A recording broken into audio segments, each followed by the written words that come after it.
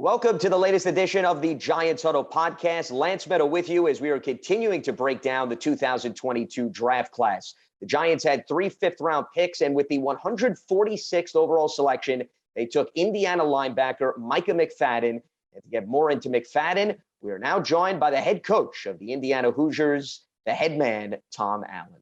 Coach, you got Lance Medow here. Greatly appreciate the time. Thanks so much. And let's start off with a player who you really go way back with, because from what I understand, your son played high school football with Micah McFadden. They were both the interior linebackers. This was when you were the South Florida defensive coordinator. So if there's anybody that you had an opportunity to recruit and see up close and personal, it certainly would be Micah. How special has your relationship been with him, considering it goes all the way back to his high school days with your son?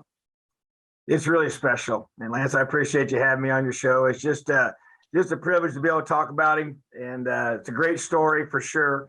You know, my son, Thomas, who played linebacker for us here and is a year older than Micah, they played side by side there at Plant High School when Thomas was a senior and Micah was a junior. And they played for a state championship that year, went undefeated all the way to the state championship game and then lost to Thomas Aquinas there in the finals. But that allowed me to, as a dad, I could go there and watch and practice. And so I would, in that part of the country, when you coach at South Florida, we pretty much stayed within the state of Florida to recruit. So I had that whole area of Tampa, and I would go out and recruit during the day in the springtime. And then at night, they always practice at night at Plant. I'd go there, stand on top of the press box and watch them practice. And I could do that legally because having a son playing for me. And so, but obviously as you're there, you're watching all these guys and he caught my eye, just a guy that was kind of a little bit of an unknown when he came up through the ranks and even into his junior year, he had I remember a specific game where against Armwood High School where he just balled out. I mean, just all over the place, kickoff cover, making plays, blitzing, sacking the quarterback. And you just kind of saw the beginnings of what he could become. And he went on when Thomas graduated, he took Thomas's place. They moved him into the middle linebacker spot and had a great senior year. And he was committed to us prior to that year. And he came to Indiana and it's just been a great player. He's just gotten better every single year.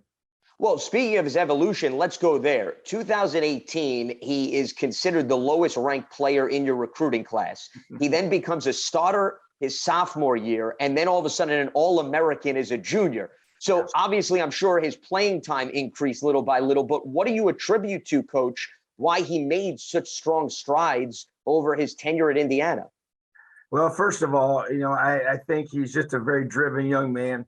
Was a very, very strong student of the game, mentally studied the game, understood the game, was able to anticipate things because of his mental preparation and all the work he put in. He got physically better. He got stronger. He got a step faster. Sometimes guys don't always get a lot faster once they come to college. I felt like he did. He always had that great football speed where his burst was noticeable, which kind of stuck out to me about him early on. But he physically got faster. I mean, he's a guy that shows up on film. He can run, and he got bigger and stronger and was just able to, make a lot of plays. He's probably the best blitzing linebacker I've ever coached in my 30 years of coaching football and just so effective. Pressuring a quarterback and just tackling in space and making plays. And so I just think the special teams is probably where he first showed what he was, both in high school and then in college as well. Kickoff cover, punt cover units, the cover units were really where he shined. And so, but I just think it was just his willingness to buy into everything physically with our program. We have a tremendous strength staff here that developed him physically. And then I just think that the scheme was a great match for him. We just kind of try and keep it simple so he can make his reads and play football and be able to read and react and have a great burst to the ball, which he has naturally. So I just think it's a combination of a lot of different things.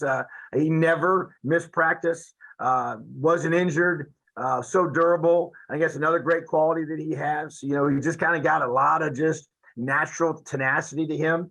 And he's a guy that I just think just kept getting better every single year. And it showed his production and it showed in his off the field accolades.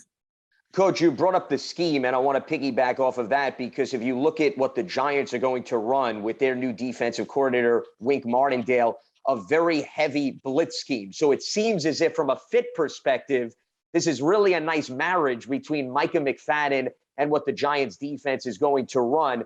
Why was he? I know you went over how he was a good fit for the scheme, but 12 and a half sacks is not something you always see for an interior linebacker. Why did he have such a knack for getting to the quarterback based on what you asked him to do?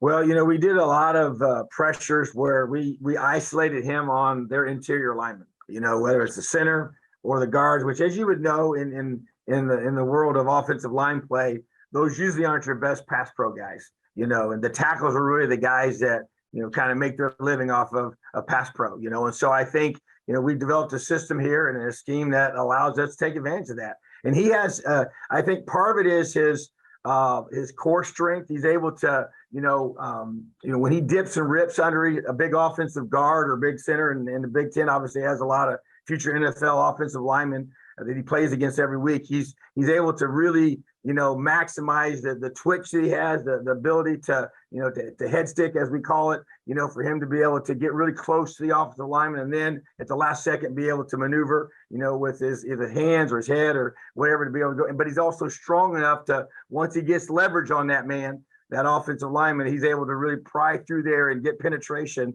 And really, as we talk about punching holes in the offensive line, he's tremendous at punching holes in the offensive line. So he's a great run blitzer as well as a great pass. He's just a great finisher. Some guys are great finishers.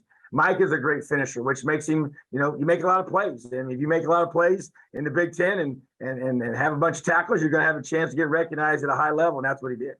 And that's exactly what came to fruition, to your point, as he led the team in tackles and tackles for loss in each of the last 3 seasons. The other aspect, Coach, that gets brought up with respect to linebacker play is coverage. How much did you expose him to that? And what's his upside, perhaps, of being a 3-down linebacker on the NFL level? Yeah, I think he truly can be. And I think that's very important for him as well as special teams play. But in his coverage, he's just really, really good, with backs. He had several interceptions, as a defender, we would drop and use both man and zone principles for our linebackers to be able to expose them to both of those concepts. But I just think, there's probably some more growth potential there because we blitzed him a lot, and so, but he's a great athlete to me. And so just to be able to, we play some Tampa coverage too, where he's going to be the middle of the field run through guy, to be able to do that and even position himself to be able to track the ball off of that. He even got an interception off of that, a couple different times throughout his career here. So I just think he will continue to get better in that area just because it's something that he'll do more of probably at that level. But the bottom line is that he's just, when you talk about, man, he's just a really good football player. I mean, the kid just absolutely is tough as nails, great leader, just does everything you want him to do off the field in terms of his preparation. And he just cares. He cares about, the game. He cares about his teammates. He cares about, who's a part of who he represents. And so I'm just so excited for him. I'm excited for the Giants, for him to be able to have this opportunity there, because I think he's going to really flourish. You brought up the leadership component. He was a 2-year captain for your team. So what does that say about the role you empowered him to have within the locker room, and also how his teammates, Coach, fed off of his intensity and energy? Well, there's no question, those 2 years he was voted, and it was a team vote, and it was, pretty unanimous that he was one of the guys that needed to be in that position. And I saw him really grow. We have a leadership council here that he's been a part of ever since he's been here, and that's allowed him to grow as a leader. And I run those sessions for our players in that group, and to train them, and not just to say, hey, this kid's a natural born this or that. No, we're going to be very intentional in training you as a leader. So I feel like that's something that he has really grown in his confidence to be able to be in that role. And I'll say this, the bottom line is a lot of times that position it's earned by how you prepare, how hard you work, how hard you practice, by all the things you do, in production on the field. And so, as I always tell our linebackers, man, that's a position where it needs leadership and production. And he provided both of those. And I think he'll take that to the next level. He has a lot of confidence in himself to be able to talk to his teammates and to be able to challenge them, to motivate them, to encourage them, and also hold them accountable. And that's what linebackers have to do.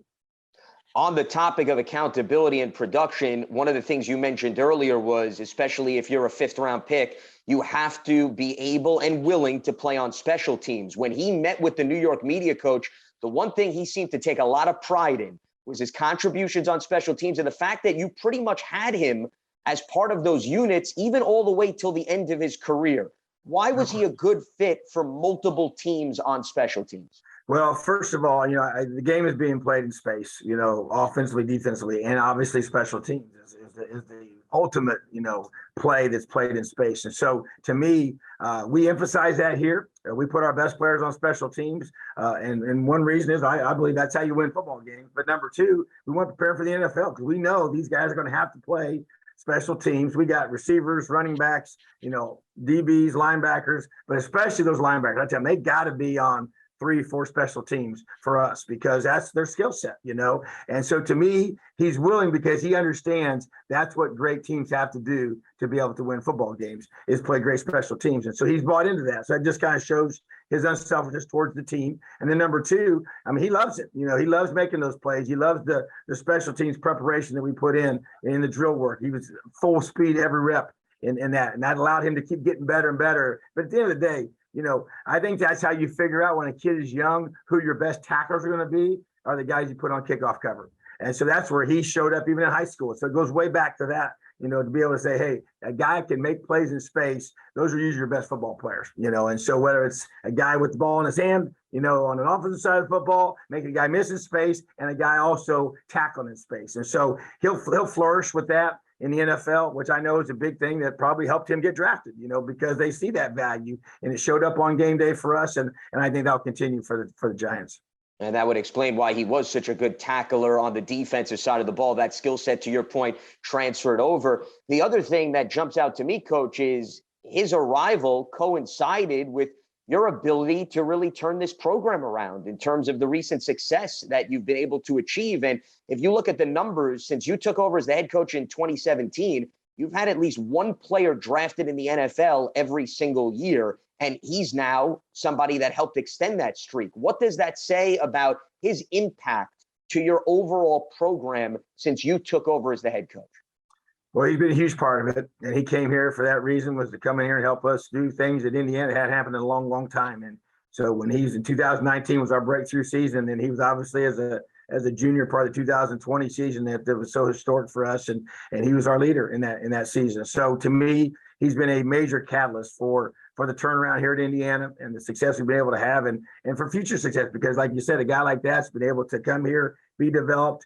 He was our lowest ranked player. He was a 2-star guy out of high school, becomes an All-American, becomes first team All Big Ten, and now gets drafted to play in the NFL. And so to me, that's just a tribute to our staff, all the coaches here, the development of our staff in every aspect of a player's life to allow him to be able to be in this position. And other guys have been able to do the same thing. He's now helping us extend that and just attract more guys that can be able to show, hey, I can come to Indiana, be developed, and achieve my goals and my dreams. And part of developing a player is also tapping into not just their skill set, Coach, but also their intelligence on and off the field. And the reason I bring that up, he dealt with a number of defensive coordinators during his tenure, and I'm sure you changed scheme and philosophies and so forth. The fact that he's been exposed to that and now is going to have to learn a completely new scheme with the Giants, how better prepared does that put him as he also has to deal with the challenges that come with being an NFL player? Well, there's no question it's going to be an asset for him. You think about when you evaluate players, the best predictor of future behavior in a young man is past behavior. So you look at his past, you see he's been exposed to several different defensive coordinators, different position coaches, coaching him at linebacker, because to be able to adapt to that and just show you that no matter who the coordinator was, no matter who the position coach was, his production was consistent, and I think that just shows you. And obviously in the NFL, there's going to be changes. He's going to have different coaches come and go, different positions and different things that he's going to be having to deal with, different types of leadership styles and motivational styles. And so I think he's shown that he's able to adapt to those environments and flourish, But I think once again, it goes back to the character of who he is. And he's very consistent in everything, so dependable for us. And I think he'll be the same way in the NFL. Coach, before I let you go, you brought up the Big Ten caliber of play. And interestingly, the Giants also took another player from your conference in Iowa, safety and linebacker Dane Belton. You went up against Iowa in the opener, not to pour salt into your wounds. I know that game didn't end well, and Belton actually had an interception. But I'm always curious the perspective of somebody outside of the program in which the player played and what may have jumped out to you about Belton having strategized and gone up against him during your coaching tenure at Indiana this far. Well, we also recruited Dane, and so we know his family, had him on campus with us here. He's out of Jesuit High School there in Tampa, another Tampa product, the same area that produced Micah McFadden as well. So, extremely talented football player. What stuck out to me was his toughness, versatility. He can play that nickel position. He's kind of like he's a big safety, athletic linebacker type body type, really good in space, really good tackler, had a great nose for the football. He got an interception in our game and obviously a very, very big play in our game. And so a lot of respect for him. I just think that anytime you can get those big athletes that can run and that can cover and can blitz and can tackle, can play on special teams, and he's going to be a guy that I think just fits the direction that college football and NFL football is going with the nature of the way the offenses are now being played and being built, offensively, from a system perspective. So I think Dane Belton's a great football player, and there's no question that the Giants got another great one. So I'm excited for you guys to be able to get both those two really good Big Ten football players. So the Big Ten putting its stamp on the New York Football Giants, especially Micah McFadden after a 4-year successful career at Indiana. Well, Coach, can't thank you enough. Greatly appreciate the time and the insight. Looking forward to seeing what McFadden brings to the Giants, and best of luck guiding your program moving forward. Thanks for joining me. You're very welcome. Have an awesome day. Elio. You got it. The head coach of the Indiana Hoosiers, Tom Allen, here on the Giants Huddle podcast, which you could find on Giants.com, the mobile app, and your favorite podcast platform.